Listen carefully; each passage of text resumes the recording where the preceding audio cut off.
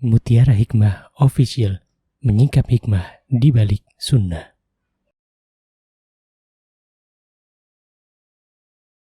Salurkan donasi terbaik Anda untuk mendukung dakwah Mutiara Hikmah Official.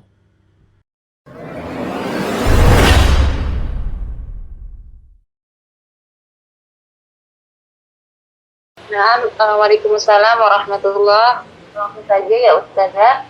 Jadi ada pertanyaan, bagaimana cara kita menasihati atau menegur beberapa ummahat atau teman-teman kita yang biasanya saat kajian berlangsung itu suka ngobrol gitu Ustazah.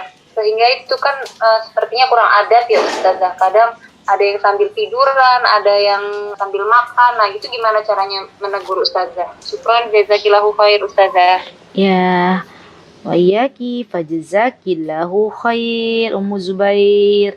Baik, pertanyaan yang bagus ya. Berarti kalau kita melihat ada kawan-kawan kita yang mungkin ya dia ikut awalnya dari rumah niatnya untuk menuntut ilmu, kemudian ternyata sampai di tempat kajian ada temannya yang mengajak ngobrol dan akhirnya yang namanya emak-emak, yang namanya ibu-ibu ya akhirnya ngobrol kesana kemari, ada forum di dalam forum misalnya ya, dan dia tidak beradab di dalam majelis ilmu. Maka apa yang mesti kita lakukan? Karena tadi sebenarnya yang namanya adab dalam menuntut ilmu juga bukan hanya pada guru tapi juga kepada majelis ilmu. Jadi para pendahulu kita itu, mereka itu subhanallah biasa menghormati majelis ilmu. Subhanallah, Allahu Akbar. Jadi di antara menghormati majelis ilmu itu teman-teman, kita tidak mengobrol. Ya, kita tidak berada forum yang kedua aja, forum dalam forum itu nggak ada. Berarti kita harus benar-benar siapkan diri kita dengan catatan kita, dengan ballpoint kita, atau mungkin teman-teman mungkin sudah bawa tablet misalnya, dicatat baik-baik faidah-faidah yang teman-teman dapatkan dari guru kita. Dan kalau ada yang mengajak ngobrol,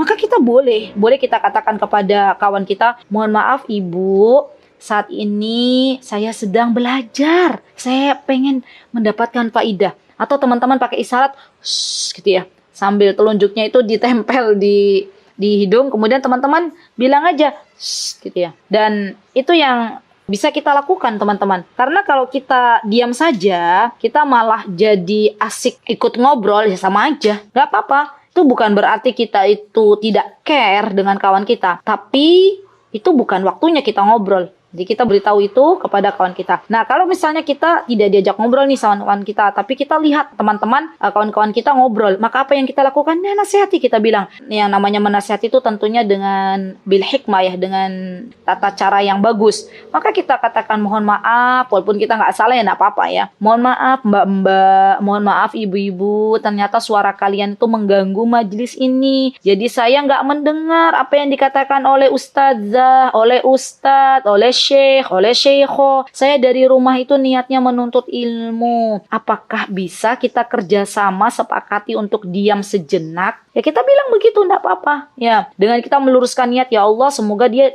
diberikan hidayah oleh engkau. Ya, setiap kali kita mau menasihati orang lain, berdoa dulu. Ya Allah semoga nasihatku sampai ke dalam hatinya. Ya Allah semoga engkau memberikan petunjuk kepada orang yang akan saya beri nasihat. Subhanallah. Jadi katakan dengan penuh kasih sayang apa yang terjadi. Dan insya Allah biidnillahi ta'ala kalau nasihat kita sudah baik, niat kita sudah lurus, insya Allah teman-teman kita akan diberikan petunjuk oleh Allah subhanahu wa ta'ala. Wallahu ta'ala a'lam. Mutiara Hikmah Official, menyingkap hikmah di balik sunnah.